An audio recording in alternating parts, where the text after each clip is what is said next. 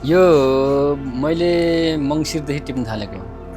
मैले फागुनमा बिउ राखेको, फागुनमा बिउ राखेर मङ्सिरको सुरुमा सब काठ यसरी ठड्याएर अनि मङ्सिरको अन्तिमबाट चाहिँ उत्पादन लिन्छ। यो फल्न थालेपछि हामीले यही मुढाबाट 4 वर्ष 5 वर्षसम्म उत्पादन। बजारमा अहिले यो च्याउको माग यो राम्रै छ भाइ। यो किन भन्दा यो अर्ग्यानिक च्याउ हो। यो यसमा हामीले विषादी केही राखेको हुँदैन, मात्रै पानी राख्ने हो।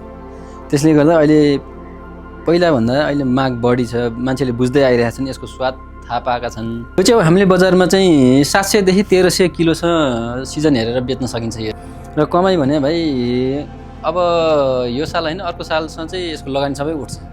आदरणीय दर्शक महानुभावहरू नमस्कार। आज गोदावरी सेरोफेरोको टिम हामी नयाँ प्रस्तुतिका साथ हजुरहरूमाझ उपस्थित भइसकेका छौँ।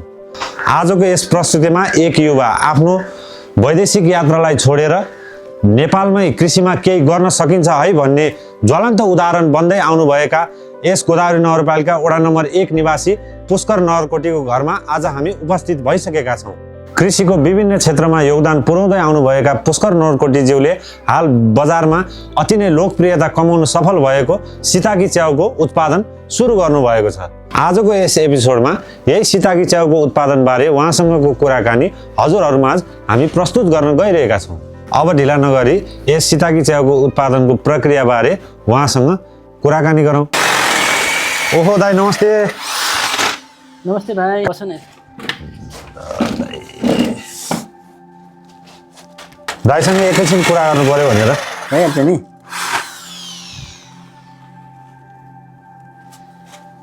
अनि दाइ यो के कृषिमा त यो तपाईँले यो के सीताकी च्याउ भन्ने च्याउ रोप्नु भएको रहेछ नि त होइन? अनि दाइ यो सीताकी च्याउको उत्पादन प्रक्रिया चाहिँ अरू च्याउभन्दा अलि भिन्न जस्तो लाग्यो मलाई।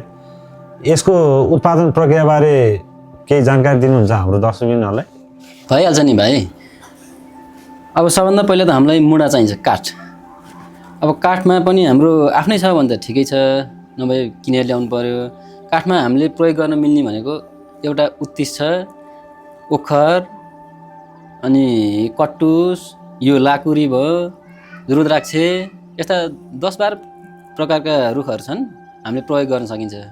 मुढा ल्याइसकेपछि अब मुढामा चाहिँ बिउ राख्नुपर्छ। यसमा बिउ राख्नलाई पहिला हामीले 18 देखि 20 mm को बिट तयार गर्नुपर्छ अनि पाल पार्नु पर्यो। यसरी म देखाउँछु भाइलाई। यसरी 4-4 इन्चीमा पाल पार्नुपर्छ। यसरी लाइने ए 4-4 इन्ची राखेर? हजुर, यो मुढाभरि नै यसरी।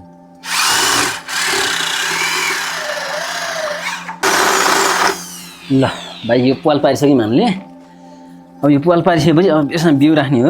यो यस्तो कोही कोहीमा यस्तो धुलो बाँकी हुन्छ, यो सफा गर्नुपर्छ राम्रोसँग।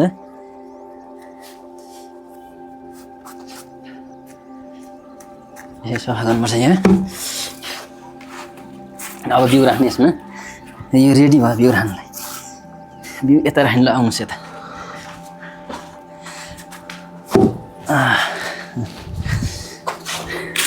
यो हाम्रो सीताकी च्याउको बिउ हो। यहाँ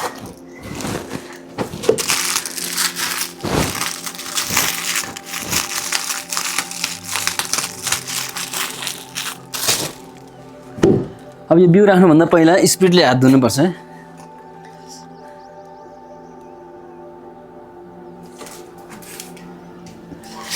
स्पिडले हात सफा गर्नुपर्छ। अब भएछ पन्जा लगाएर गर्ने।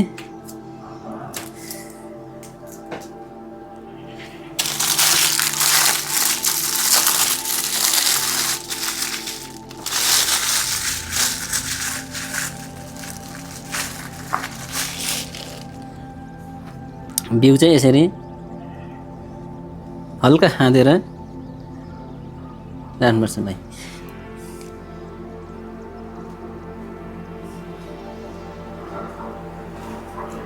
ल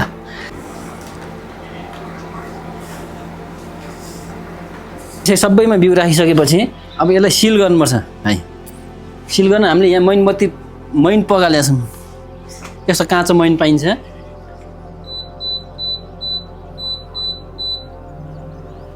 यो मैन राम्रोसँग पगालेर उमालेर अनि यो कपासकै हामीले यसरी ब्रस बनाएको छौँ। अब यो मैन राम्रोसँग पग्लेपछि यसरी सिल गर्नुपर्छ हामीले।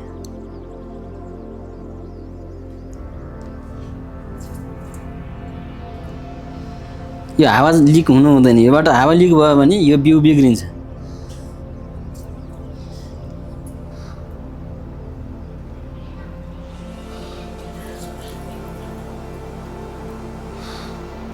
यसरी दोहोऱ्याएर राम्रोसँग सिल गर्नुपर्छ।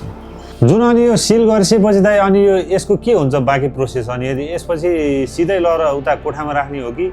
यो अब यति सिल गरेपछि अब हामीले यसलाई चाङ लगाएर राख्नुपर्छ र भाइ। यो घाम नलागिने ठाउँमा छायामा लगेर यसरी चाङ लगाएर राख्नुपर्छ। यो अब यो सबै मुढामा बिउ राखिसकेको छ। अब यो 6 महिना जति चाङ लगाएर राख्नुपर्छ। हेर यो मुढा 6 महिना 7 महिना हुन आँट्यो। यो मुढा हामी चाङ लगाएर राखेको। अब यसलाई यसपछि के गर्नुपर्छ म देखाइदिन्छु। ल भाइ, यसरी 6 महिनासम्म यसलाई छायामा राखेर पानी हाल्नुपर्छ। 1 दिन 2 दिन बिराएर पानी हालेपछि ओहो, कोठा त यो पुरै अँध्यारो बनाउनु पर्ने रहेछ त। अनि त्यसपछि सबै मुढाहरू यसरी उठाउनुपर्छ, ठाडो बनाएर राख्नुपर्छ। अनि बल्ल च्याउ निक्लिन्छ। ल हेर, अनि पानी चाहिँ के दाइ निरन्तर दिन हाल्नुपर्छ र? यसलाई यसको मेन टेम्परेचर मेन्टेन गर्ने हो। यसलाई 16-17 डिग्रीसँग मेन्टेन गरेर राख्नुपर्छ। पानी दिनदिनै राख्दा राम्रो। भनेपछि यसरी ठडाएर राखेपछि अनि यसले कति महिनामा दिन्छ दाइ यसले उत्पादन गर्न सुरु हुन्छ? यो मैले मङ्सिरदेखि टिप्न थालेको। मैले फागुनमा बिउ राखेको। फागुनमा बिउ राखेर मङ्सिरको सुरुमा सब काठ यसरी ठड्याएर अनि मङ्सिरको अन्तिमबाट चाहिँ उत्पादन लिन थालेको। भनेपछि त यो उत्पादन हुनलाई पनि त 6 महिना 7 महिना लाग्दो रहेछ। 6 महिना 7 महिना लाग्छ। अन्त यो जुन मुढा छ नि, यो मुढाबाट चाहिँ अब कति समयसम्म फलिरहन्छ यो? पछि अब 6-7 महिना लाग्छ भन्नु फल्नलाई होइन? यो अब फल्न थालेपछि चाहिँ कति समयसम्म फल्छ भन्नु? यो फल्न थालेपछि हामीले यही मुढाबाट 4 वर्ष 5 वर्षसम्म उत्पादन लिन्छ। यो मुढा अब 12 मास निकाल्न गाह्रो छ नेपालमा। हजुर, हामीले फागुनसम्म उत्पादन लिन सकिन्छ। त्यसपछि फेरि फागुनबाट गर्मी चढ्छ नि त। हजुर, अनि त्यतिखेर उत्पादन लिन सकिँदैन। त्यसपछि फेरि अर्को मङ्सिरबाट मात्र उत्पादन हुन्छ यसको। यो मुढा नकुइन्जेलसम्म 5 वर्ष 4 वर्ष यो कटुसको मुढा हुनु, यिनीहरू 4 वर्ष 5 वर्षसम्म हामीले उत्पादन लिइरहन सकिन्छ योबाट चाहिँ। अनि उत्तिसकोबाट 2 वर्ष अलि चाँडै कुहिन्छ भनेर? उत्तिसको अलि चाँडै कुहिन्छ। अनि जुन दाइ यो थुप्रै मुढाहरू राख्नु भएको रहेछ तपाईँले, अनि लगानी त थुप्रै लाग्यो होला तपाईँको? यो सुरुमा लगानी थुप्रो लाग्छ। यो अब मुढा पनि किनेर ल्याउनु पर्यो। मुढा किनेर अब बिउ राख्नुलाई ज्याला गर्दाखेरि 4 लाख 5 लाख पर्छ। यो चाहिँ मुढा अनुसार हुन्छ कि प्राइस त्यसको केही? यो काठ हेरेर हुन्छ। काठ अब उत्तिसको अलिक सस्तो पर्छ। यो कटुसको ओखरको अलिक महँगो पर्छ। अन्त लगानी त थुप्रै गर्नुभएको रहेछ। अनि यसमा लगानी भएअनुसार बजारमा यसको कतिको माग छ? अनि वार्षिक रूपमा हामीले यसमा कतिको आम्दानी लिन सकिन्छ दाइ? बजारमा अहिले यो च्याउको माग राम्रै छ भाइ। यो किन भन्दा यो अर्ग्यानिक च्याउ हो। यसमा हामीले बिसारी केही राखेको हुँदैन, मात्रै पानी राख्ने हो। त्यसले गर्दा अहिले पहिलाभन्दा अहिले माग बढी छ। मान्छेले बुझ्दै आइरहेछन्, यसको स्वाद थाहा पाएका छन्। यो च्याउ हामीले बजारमा चाहिँ 700 देखि 1300 किलोसम्म सिजन हेरेर बेच्न सकिन्छ। यो र कमाइ भने भाइ अब यो साल होइन अर्को सालसम्म चाहिँ यसको लगानी सबै उठ्छ। यसको माग पनि बढ्दैछ। यो पहिलो वर्ष भएर त्यति राम्रो फले छैन।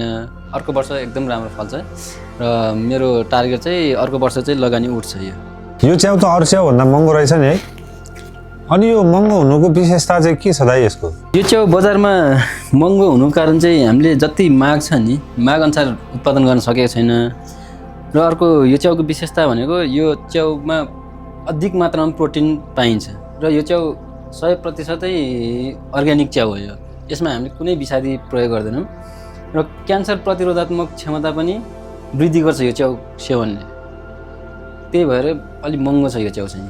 जुन यो हामीले आज सिताकी च्याउको उत्पादनको प्रक्रियाबारे तपाईँले हामीलाई जानकारी दिनुभयो दाइ। अब यसको लागि चाहिँ तपाईँले तालिम चाहिँ कहाँबाट लिनुभयो दाइ? यो च्याउको तालिम चाहिँ वर्षको एकचोटि भइरहेको हुन्छ। र मैले चाहिँ मेरो साथी एकजना विकास देसार हुनुहुन्छ, उहाँले नै दिनुहुन्छ तालिम। उहाँसँग समन्वय गरेर चाहिँ पोहोर हरसिद्धिमा भएको थियो। र यो तालिम चाहिँ 1 हप्ताको भएको थियो, 7 दिनको भएको थियो। त्यहीबाट सिकेर अनि फेरि सुरु गरेको। अनि दाइ वैदेशिक यात्रा छोडेर तपाईँ नेपालमै यस्तो कृषिमा उदाहरणीय काम गरिरहनु भएको छ। अनि नेपाल सरकारले चाहिँ तपाईँहरू जस्तो कृषकहरूलाई चाहिँ यो काम गर्नलाई चाहिँ के कस्तो सहयोग मिलिरहेको छ दाइ? अब विदेश मात्र भनेर नै हुँदैन भाइहरू। म 2 वर्ष विदेश बसेर आएको हो। यति दुःख छ विदेशमा 11 घन्टा 12 घन्टा काम गर्नुपर्छ। त्यही समय हामी नेपालमा यही कृषि क्षेत्रमा काम गर्न सक्यौँ भने धेरै राम्रो छ। मैले देखेको छ सरकारले कृषकको लागि नै राम्रो कार्यक्रमहरू ल्याइरहेछ।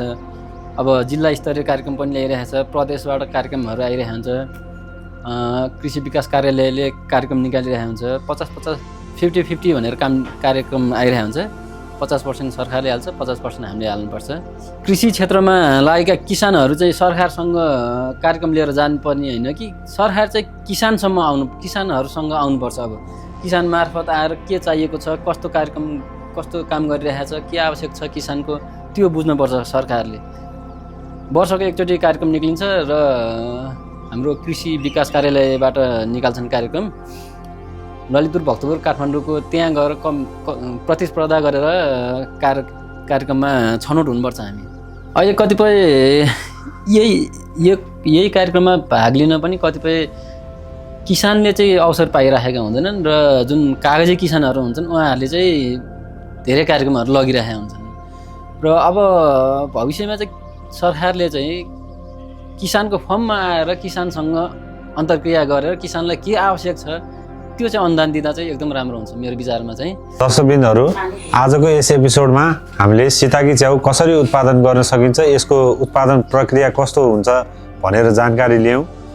हजुरहरूलाई यो एपिसोड कस्तो लाग्यो कृपया कमेन्ट गरिदिनु होला। यदि हजुर च्यानलमा नयाँ हुनुहुन्छ भने फलो गरिदिनु होला।